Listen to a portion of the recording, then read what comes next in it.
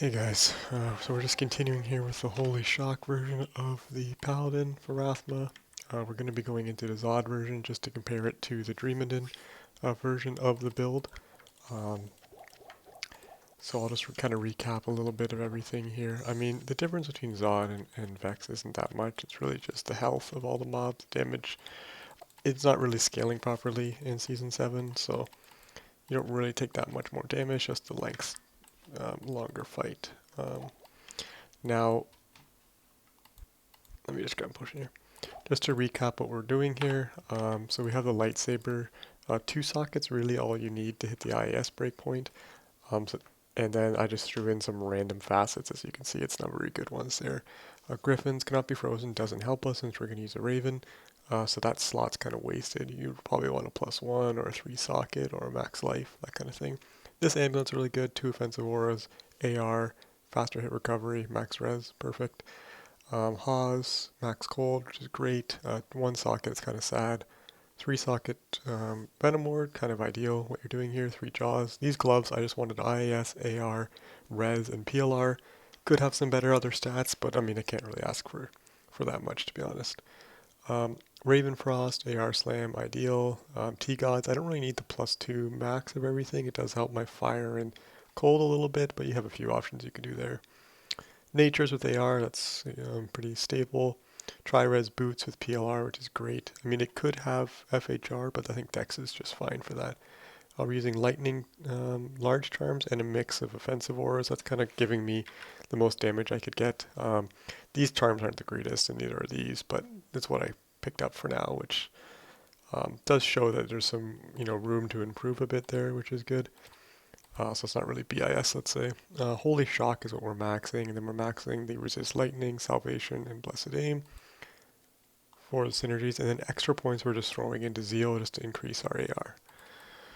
So let's go into the Zod Rathma here. It's difficulty level 8. I'm going to try to skip as much as this as I can just to make it a bit of a short video, because it takes, it doesn't take that long to go through all this, but it's kind of just unnecessary. Well, as you guys are aware, that's the kind of charge bug you get sometimes. You'll notice it when the mobs aren't attacking you.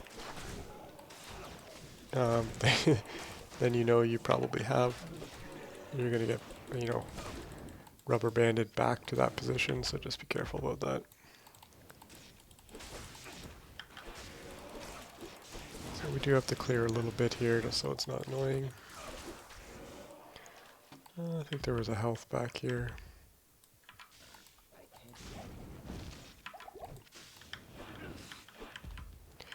Okay, so let's run into this.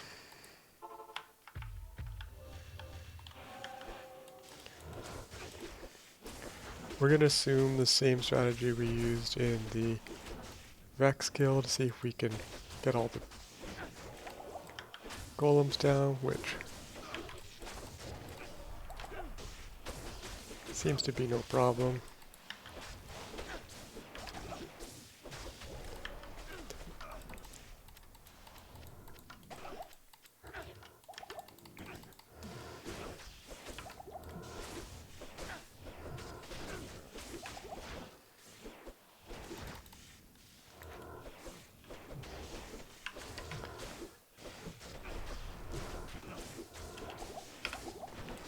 Couldn't quite skip the phase there, which I think is pretty common on the Zod levels just because of their HP. If I skip a phase, I mean if you do enough damage during that one, he doesn't cast the Poison Nova, which you have to antidote. Since you're bringing enough antidotes in anyway, it doesn't really matter if you skip it or not. I just use it as a damage test, really.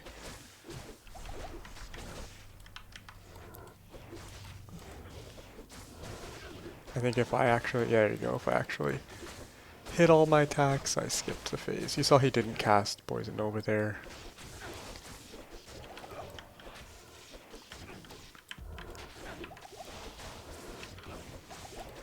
I didn't notice that golem was so close to him.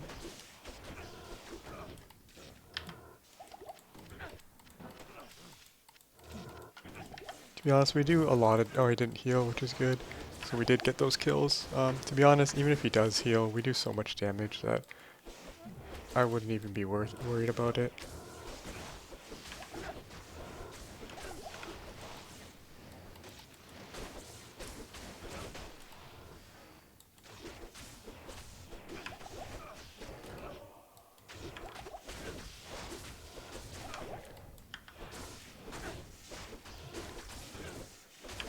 Okay, so now we're just going to finish the fight here. I won't drop my cubes, I don't think it's necessary.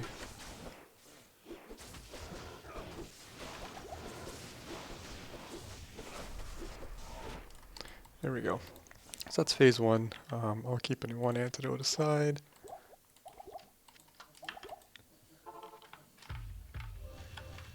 As you can see, you still have the cube full, so it's quite good. Now we are going to have to clear this phase a little bit until I can get my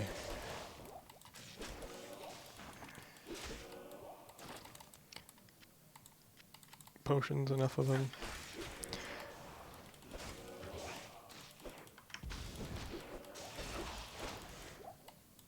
Now, I guess I can talk a little bit about, so this build, like, it was something that has been in the works for like a couple seasons now. Actually, I was talking to Stoic a lot back in might have been season 5 or sometime early season 6, and we were going through, he was kind of going through his idea for um,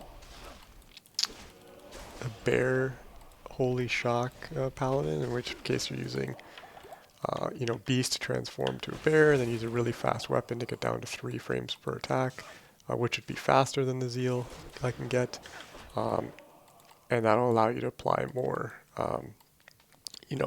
more of the lightning attacks quicker, right? So it's definitely an option. I did test this at the beginning when I was building this build.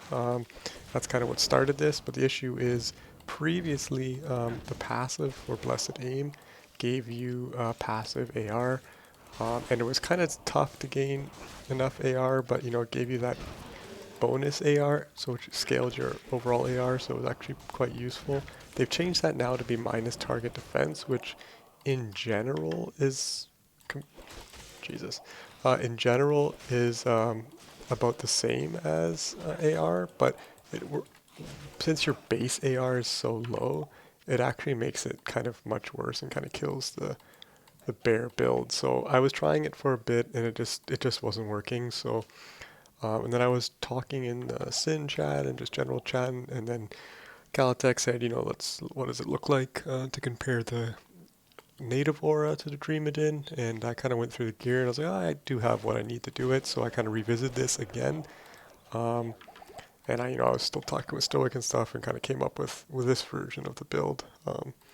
So it's I wouldn't say it's nothing new, but it's not been let's say it's not popular. It's not something people are playing, but I think it should be, I guess is what I said. Is it stronger than cold? I don't think it will be, but it is quite interesting. The gear for lightning is pretty good.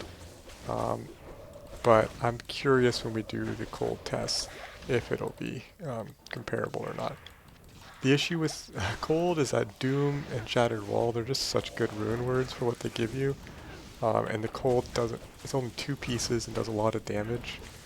You have quite a few options you can do with it, but lightning is a good damage source. I mean, you can get pretty high, you get the highest, let's say, max damage, but you have, the 0 min, or the 1 damage min, which kind of gives you big swings of ranges. But if you're attacking fast enough, you get off quite a few of the max damage hits, and that's where you can get some really good chunks. So I do think it's definitely a solid build. Like I said, I don't know if it'll perform better than the cold version, but I think as this will show, I think it's definitely worthwhile building. And it's really what you enjoy, because lightning does have quite a few good maps, which is the other benefit if you're doing this outside of bossing. Cold I think has a bit more survivability just because of the native aura is going to freeze things around you, which is obviously a benefit. And I wouldn't say cold has bad maps in general. I do think that lightning has a pretty good pool for it though. The other benefit, I mean the real big benefit of cold besides the safety in my opinion is just the doom rune word. You know, you have 40 to 50 pierce on that weapon, which is, you know, the minus cold. So like without conviction at all, like you're already, as long as they're non-immune, you're bringing their res down, you know, almost 50 from just one piece of your gear. So if you start, you know, wearing a night wings or having some facets somewhere, then, you know, you're doing basically true damage to non-immune enemies with just 2 pieces of gear. So it's, from that side of it, I think that's why it's really strong. But like I said, I think there's an argument for lightning, because the other benefit of lightning is I have no rune words on this character right now. Many pieces can be swapped out for other pieces, and that's, you know, it's a lot cheaper than putting a bunch of Zods and Chams and such in your Doom and your Shattered Wall. I mean, the only piece I would say you do need is a 2-socket lightsaber, but that should be very, very cheap. I kind of talked through that phase while I was playing, but I mean, that was pretty reasonable. Makes me think going into this phase, aside from not doing anything stupid, it should be no problem. How many pots will it have left? And I don't want to say, that's the other thing I do want to do with these videos is you have to have a bit of a, you know,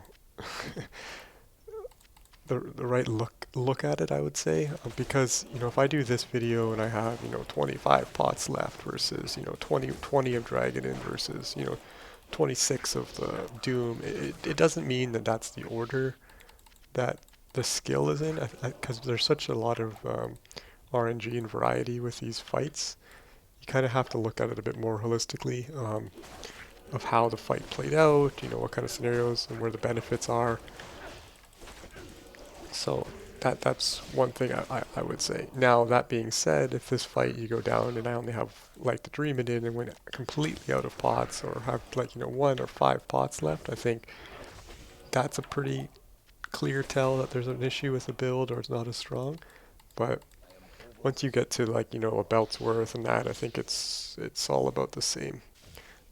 It's only the extremes. So if I had a full, you know, full inventory left, or, you know, cube plus belt, or 1 or 2 left, that kind of tells the story of if it's really strong or not. But I expect them to be in a similar range, just based off of the play so far.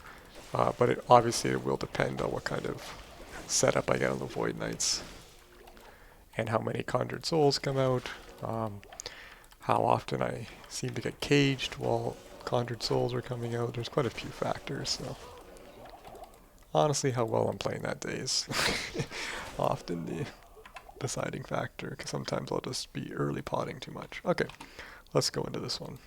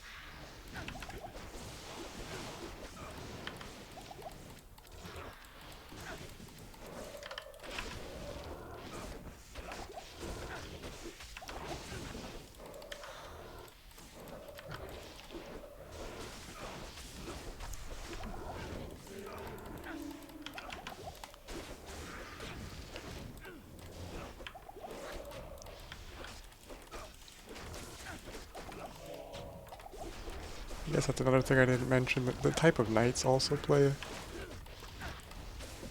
a big factor. I think I talked about that in one of the other videos. So, you know, getting poison knights is really nice. Getting physical fire is really bad. So you have to kind of keep that in mind when you're testing a build, to kind of if you had a really good run versus a really bad one, keep an eye on what knights you had, because that's probably the reason of the difference.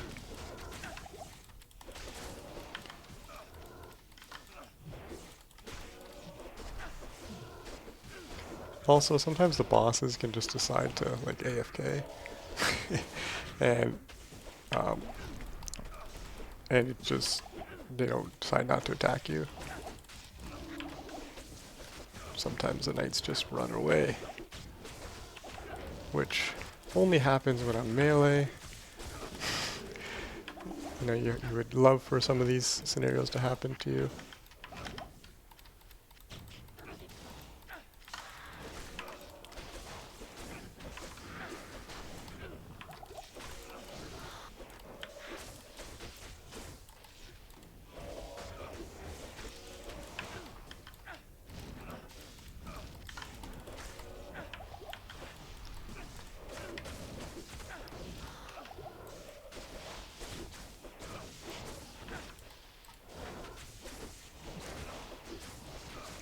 I'd say I had a pretty unlucky few knights rounds there.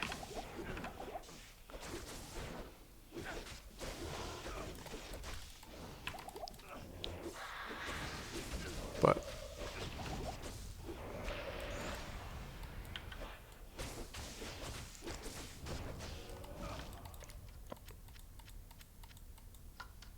yeah, so a little bit pretty decent, pretty on par, I'd say, with the dragon. Maybe a bit better if we had some